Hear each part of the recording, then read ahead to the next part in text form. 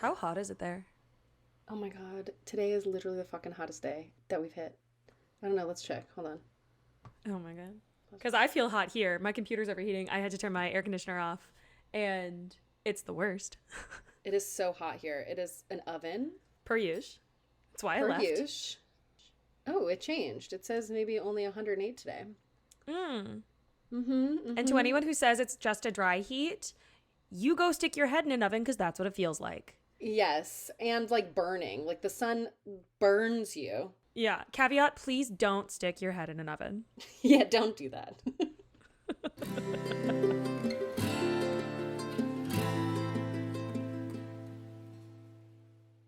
Hey everyone, my name is Ellen. And my name's Alyssa, and welcome to the Modern Singer podcast. Today, we are diving into the musical theater crossover. I am so excited. I don't even have time to chit chat. I have been so excited about this. It took me 4 hours to write these notes because I was doing research and I was getting very distracted in all of the Broadway cast recordings that I was listening to. I got so distracted. It's a fun series, you know? It's fun for everybody. It's so much fun. I love this series. So, as a reminder, all of this music is going to be on our Spotify playlist. It's all going to be in one place for the entirety of our rep series.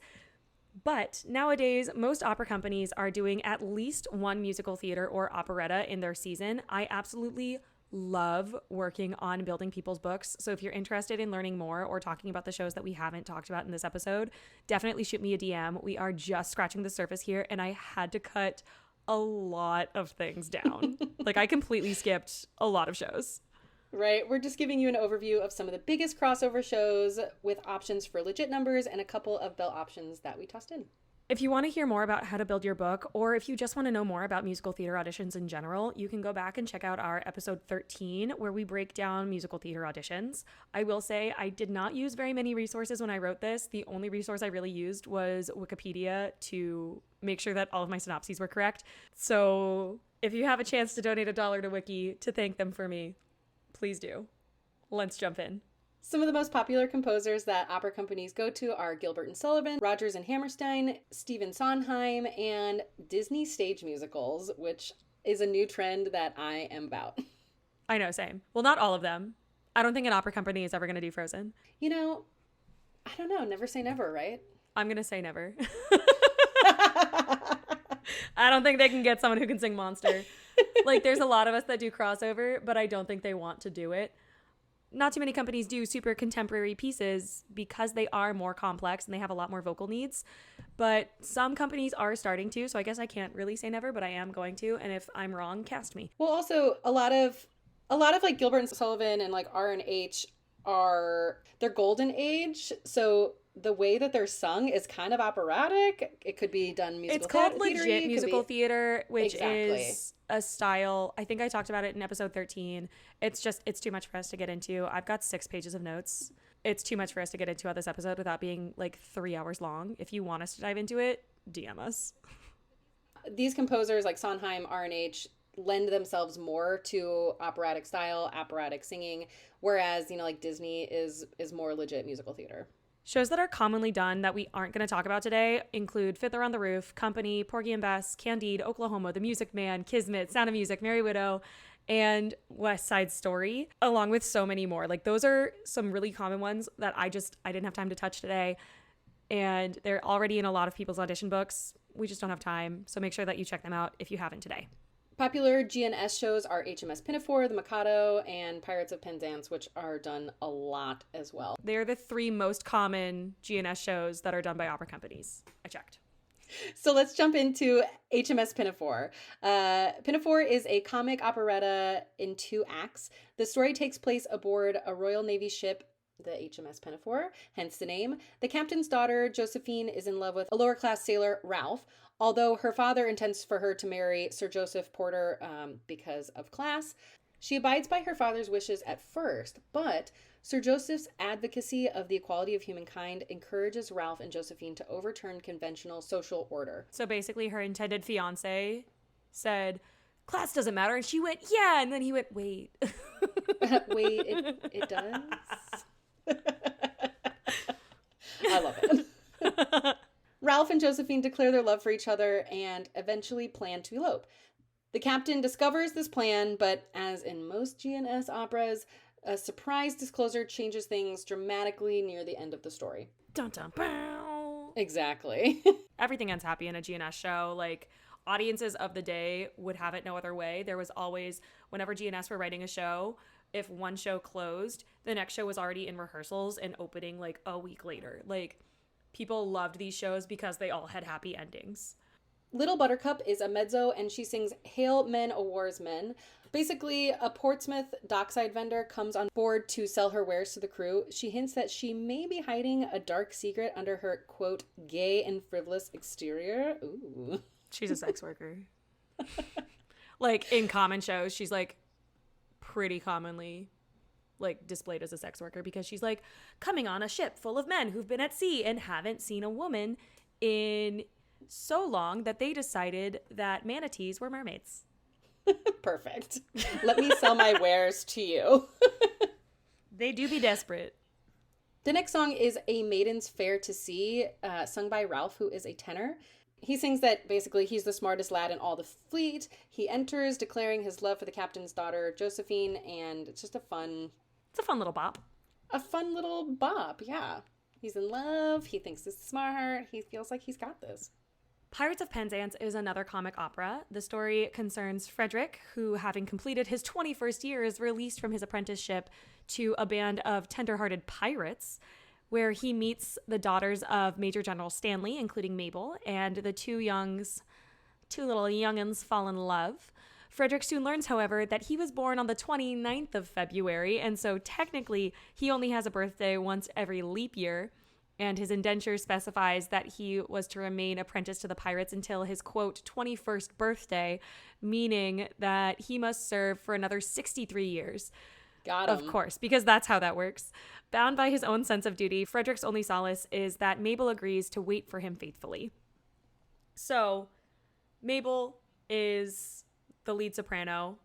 There's usually only one. She sings Poor Wandering One after Frederick reveals himself, startling the girls, and begs them to help him change his ways. Apparently, he's like this floundering boy, because of course he is. And everyone is fascinated by him, but they all reject him, except for Mabel, who offers her pity, and then they fall in love, as you do. Next up is honestly one of my favorite baritone. So good.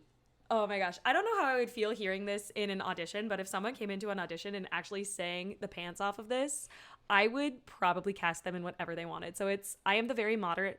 Oh God, I can't even say it at my speed. I am the very model of a modern major general. It's such a tongue twister, but this patter song is one of the hardest I could possibly imagine. Mabel's father, the major general, begs the pirates not to take his daughters, leaving him to face his old age alone. So basically, it's a sad dad singing a funny song, which is just a lot. It is a big tongue twister, and it is really, really fun when done. It's so many words. None of them repeat. The Mikado is actually the only show that we could find that had a dedicated contralto role. Like we said in the last episode, contralto roles are hard to come by. I will say I did find some other contralto songs, but we're going to talk about them later. Set in definitely made up Japan, because a lot of people, especially British people, have not been to Japan, so they're just making it up, designing what they think Japan should look like. Basically to mask that criticism with exaggerated sing-songy names and simplistic stereotypes. This plot definitely has not aged well. It gets a lot of flack when people do it due to these stereotypes. It's racist.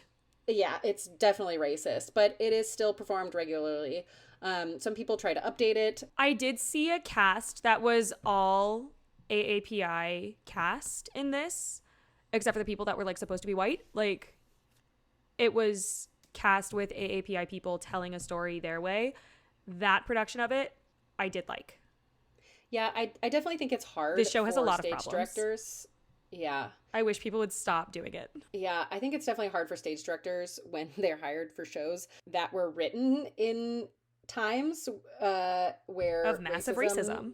Yeah, exactly. Where people were not using facts to make movies and plays and operas and musical theater. And so it's really hard to go back when the whole plot line is based on racism. But here we are, it is done, and we thought we should mention it. The contralto piece is Alone and Yet Alive. There's a lot of convoluted love triangle mess here, but the long and short of it is Katisha's intended Coco has been falsely declared dead to get him out of their engagement.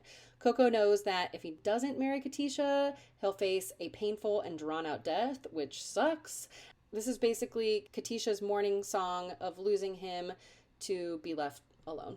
Sondheim has long been a staple for opera companies. His writing has been so crucial to musical theater history, in fact, that in most audition books, it's pretty much expected that you have at least one of his pieces to offer. So let's start with Sweeney Todd, the demon barber of Fleet Street, who has now escaped prison.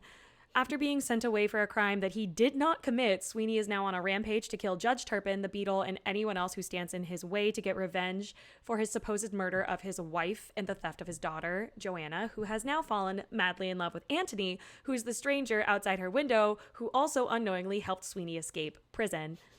Again, a lot's here. Great show. Starting out with the soprano, Green Finch and Linnet Bird, I had to. It's young Joanna sings this. She's been locked away almost all of her living memory, and she sings to the birds outside her window being sold, wondering if they feel the same way that she does, being literally trapped in a gilded cage. This is a really good aria for young sopranos as well. It's one of the first ones that I learned. I will say, when you learn this, do be careful. Sondheim is notoriously tricky, and it doesn't sound hard until you start learning it. Yes. But every single Sondheim piece, when you're learning it, slow down. Learn from my mistakes. So I actually found a countertenor role. Woo! Because there are not a lot of countertenors in musical theater, just as a whole. But Pirelli and the Beadle can both be considered these higher tenor roles. And the contest is Pirelli's story that he made up about his false background to prove that he is the best barber in London. Fun fact, he's not. Definitely harder to find countertenor roles. A lot of times this is done by regular tenors in their falsetto, but I've heard countertenors do this and it sounds even cooler. Honestly, even cooler when the Beadle and Pirelli are both done by countertenors. Love it. And now for my baritone friends. I couldn't pick.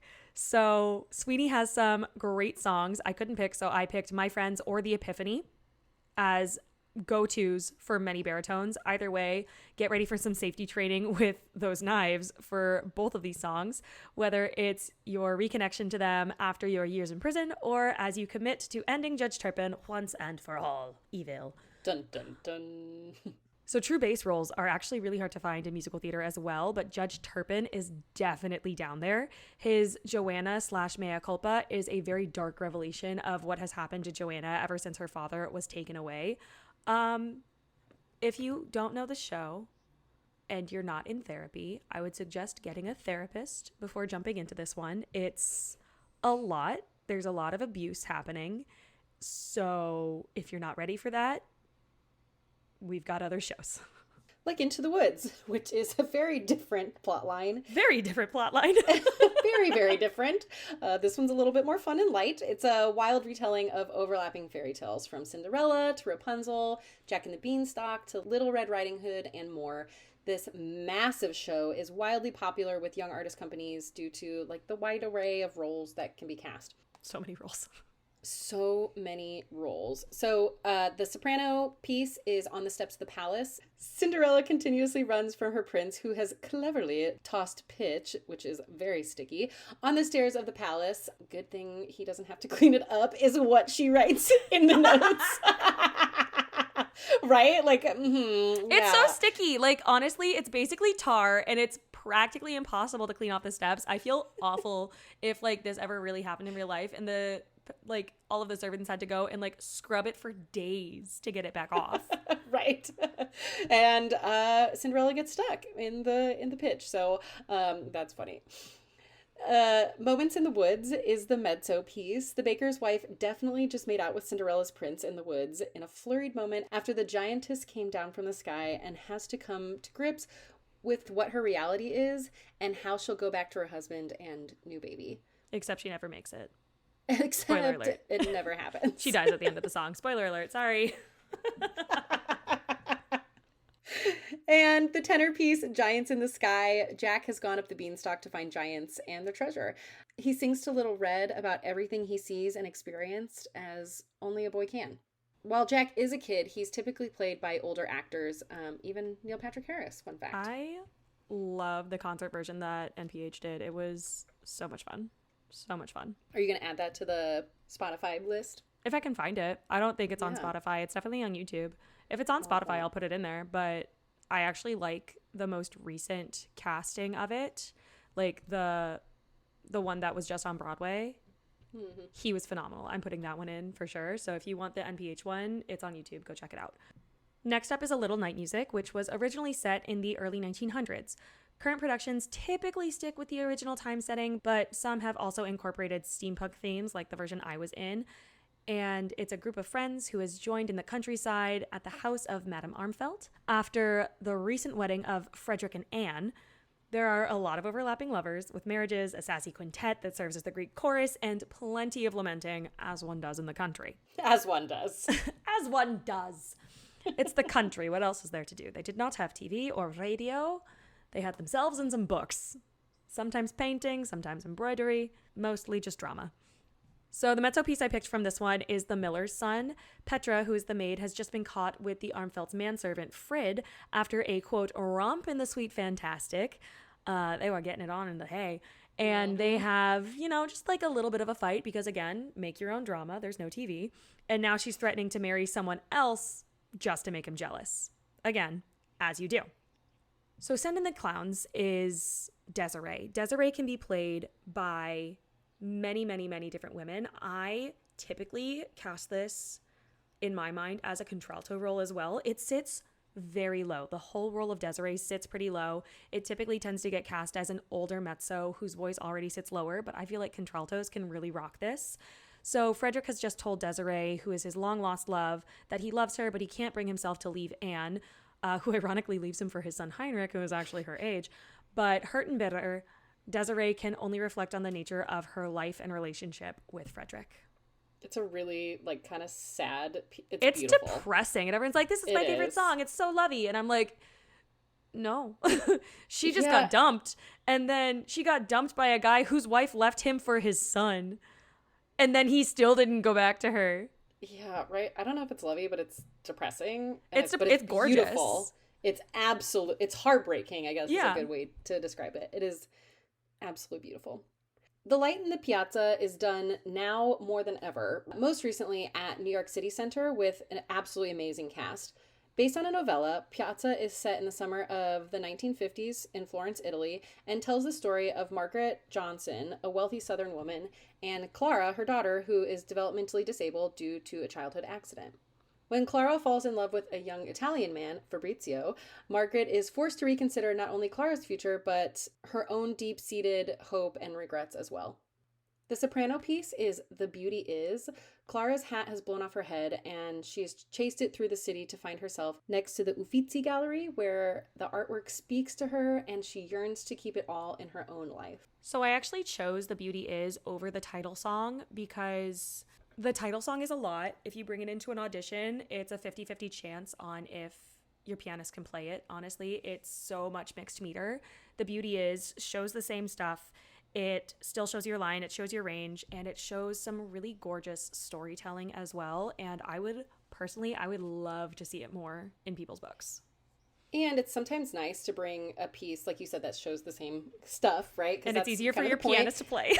And easier for your pianist to play, but is not done as much, right? A lot of people are going to pick the star pieces of a show naturally, but if it's still showing off the same stuff and it's still a beautiful piece and your pianist can play it, which is obviously a bonus, they're going to hear it less, right? And you'll stand out more in their minds. Statues and Stories is the mezzo piece. It takes place in the early morning of their first day in Florence. Margaret reads from her guidebook to Clara as the piazza around them is waking up and coming to life. So Margaret is definitely a morning person, and right? It's the 1950s, so they have like a literal guidebook with them because she's rich, she's from the South. She brought a guidebook because it was probably put together for her by something. They're on a cute little girls trip. So she's got this guidebook and she's reading from it, and it's this amazing, amazing, gorgeous story of Margaret, her mother, singing about all of these amazing things around them, the amazing history of Italy. If we can't tell, Alyssa is super passionate about musical theater. And the last piece from this show is the tenor piece. I couldn't pick. There's two again. Is either Passeggiata or Il mondo era vuoto. Fabrizio is the pinnacle of sweet as he falls in love with Clara. I know, it's so sweet. Swearing to take care of her. He's just the sweetest. He's sweet. Just so cute. I want to put him in my pocket. He's the pinnacle of sweetness. When she's lost and panicking, he calms her down before her mother interferes. And later, he and Clara agree to meet at sunset to admire the view of the city from above the Piazzale Michelangelo. So we're only going to cover Beauty and the Beast today when it comes to Disney musicals because there are just so many in the canon. But this is the one that has been the most common over the last few years. The French fairy tale was adapted to the stage and had music written by Disney's absolutely beloved Alan Menken. There's very few classic Disneys that were not written by Alan Menken. So, my mezzos. Welcome. Belle is one of the very few true mezzo Disney princesses, and in her piece Home, she has just traded herself for her father and is being held by the Beast, dreaming of returning home. So for my baritone basses. This is a lower voice dream, this show. I love it. I love it so much. So the two leading male roles are Gaston, who is definitely a baritone, and the Beast, who can go either baritone or to a bass with a higher extension. It really just depends on your comfort level. For Gaston, in his song, Me, he sings his own praises as he does and tells Belle of all of the amazing possibilities she'll have as his wife. Super humble, super not gross, for sure. I love Gaston, though. Like, he's so I love him so much. Like, I love to hate Gaston. He's the best. Exactly. Great character. And then in If I Can't Love Her, Beast has just let Belle go to go help save her father, even though he's realized that he does, in fact, love her, but he knows she'll never love him back if he holds her there. He steals himself away as he watches her leave him behind. And it breaks my heart every time. Absolutely destroys me. Yeah, it's a really good piece. It's another heart-wrenching sort of piece. Oh, I love it.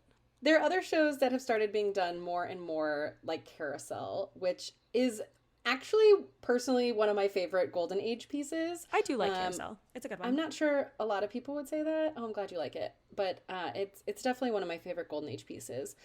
While there are some absolutely amazing female roles, Billy is a wonderful bass or bass baritone role, depending on, what you can sing and your comfort level. I feel like a lot of times musical theater is written for, this is for a female, this is for a male. Good luck. Right. Like, however you can fit into that, if you can sing the notes. This is the range. Go. This is for you. Two options are If I Loved You, his duet with Julie, as they coyly deny their feelings for each other, even though they totally have the hots for each other. Oh, yeah. And his soliloquy as he comes to the realization that his potential future child may actually be a girl. And, quote, you have to be a father to your girl. So you can't just, let them do whatever they want and not really parent your child. You should also parent boys, of course just like does statement. With your boy. Right. Parent your kids, please. He basically decides, he has to step it up. He's going to have to step it up as a father. I mean, I feel like a lot of it is him also just like realizing that he can't control it and he knows how to parent a boy. He has no idea how to parent a girl, and that terrifies him. Yeah, exactly. Carousel is another one of those dark pieces. It is absolutely beautiful. Like I mentioned, there are a lot of female roles and a lot of pieces in there for women who are, it's done a lot. So another one of those, before you dive in, just, know that it's a little dark. As contralto roles become harder and harder to find in popular shows, Aida is a common story told in both operatic and musical theater, and it's based in ancient Egypt. I will say there's a lot of controversy when it comes to the castings of both the operas and the musicals, so definitely do your research before picking this up. When in doubt, check with a dramaturg or look through the historical castings of these roles. Again, with the caveat of blackface is racist, don't do that. But one of the most iconic songs of the musical is Easy as Life, where Aida has to betray the man she loves to save her father and her nation. This is a very strong belt piece and absolutely chillingly powerful whenever I hear it live. I had the pleasure of coaching it last semester at BDC, and oh my God, I love hearing that song live. It's just stunning. Again, it can be played by a mezzo, but if you're a contralto looking for some musical theater stuff, Aida is going to be your jam. The Bridges of Madison County is set in rural Iowa starting in 1965 with Francesca, originally played by Kelly O'Hara, one of our favorites. I love her so much. Just so much love there. Who is an Italian war bride who at 18 has an affair with National Geographic photographer Robert. This is a notable barytenor role. This takes place after showing him the elusive bridges he was sent to photograph. Years later, Robert has become ill and traveled back to the Madison County bridges he photographed to remember the love that he shared after waiting for a call that never came. Yeah. It's so sad. It's like so depressing, but this song is chillingly gorgeous. Also, just like a fun fact, it was originally supposed to be played by Kelly O'Hara. She did all of the out-of-town stuffs and she did like all the recordings and things, but she actually was pregnant with her second kid and stepped down from the role when it went to Broadway. Oh, no shit. I didn't know that. Yeah, she is just a rock star. Yeah, she is. Kiss Me Kate is an iconic retelling of Shakespeare's The Taming of the Shrew by Cole Porter. This is one of my absolute favorite shows I've ever been in my life. I love the show. I wish more people did it. And while there are some iconic soprano and tenor roles, the leading man and baritone Fred Graham plays Petruchio as he produces this Shakespearean comedy alongside his ex-wife Lily Vanessy. So this is a show within a show. It's a whole bunch. It's such a comedy. It's amazing. And you can really hear his frustration in both Were Thine That Special Face and Where's the Life That Late I Led, which are in the shrew portion rather than the life portion where he's Fred. It's the Petruchio side. It's hard to explain, but it's really fun. And basically he's yelling at Kate or Catherine, which is the character that Lily plays in Taming of the Shrew, because she's the quote unquote shrew, because women who don't like men are awful. Are shrews. Yeah. Oh my God. It's so much. But it's such a fun show. I wish more people did it. And they're both such strong baritone pieces. Definitely couldn't pick. There's two. Like we mentioned earlier, true bass roles can be really hard to find in commonly performed shows, but Sideshow has a promising role of Jake, who is smitten with Violet. It's so cute. It's so cute. It's so cute. In You Should Be Loved, he tries to save her from seemingly imminent heartbreak. He confesses that he has loved her for years after overhearing Buddy speak to her twin Daisy about their doubts for their plans. So basically, Daisy and Violet are conjoined twins, and they're planning to like have a surgery to separate them. Basically, it's a sideshow carnival is the basis for the plot. So they're like a thing, and they don't want to lose like the one thing that they have that currently is how they make money, how they make a living. And right. it's such a good show. It's absolutely heartbreaking. Every time I see it, the costumes get better. And I just love this show. Again, I wish more people did it. For basses who are really struggling to find music, I definitely recommend looking at Patrick Page, who has sung roles such as Frollo in Hunchback of Notre Dame, Hades in Hadestown, Scar in The Lion King, and Max in The Sound of Music, just to name a few. He is an iconic bass performing now. And if you don't know what to do, go check out his website. His resume is up there. Literally just start looking at what he does for musical theater stuff. He is a true bass. And or just listen to Hadestown because it's so good. It's so good. No, but that's a good thing to mention. Like, it's if you find a professional singer who has, who's famous, and they're famous for a reason, most likely. I mean, Patrick Page has been doing this for decades. He's amazing. Yeah, and that they sound like you. You're like, oh, that voice sounds like me, or those are roles that, I would like to do. Definitely just go with their website and check out their resume and see what they're doing to get inspiration on, other things that maybe you could check out. There are so many roles and songs. We can't talk about them all. I really wish that we could. But if you want more repertoire choices, make sure to tune into our next episode where we'll be discussing new American operas. If you're interested in the music that we mentioned, check out the Spotify playlist that we've curated, and it's in the show notes below. Thank you so much for listening. Want to hear more from us? Sign up for our newsletter to gain access to our freebies and other updates. Ellen and I want to make sure that we can keep getting new information out to our singing community, but to do that, we need your help. If you like what you're hearing, make sure that you subscribe wherever you listen. This helps us make sure that you never miss an episode. If you really liked it, we would love if you could take a couple minutes to share this episode with a friend to help us reach our singing community. Are you looking for the resources we mentioned today? Check out our show notes to see everything we mentioned in this episode. I didn't use a whole lot. but there's some. There's a couple. There's a couple. And if you want to buy us a coffee to enjoy while we're creating these episodes, it would be much appreciated. And you can drop us a tip wherever you follow us. We'll see you next time. Bye. Oh my God. I hope I have my voice back next week. I love mezzos. I do not identify as a mezzo. Yezu.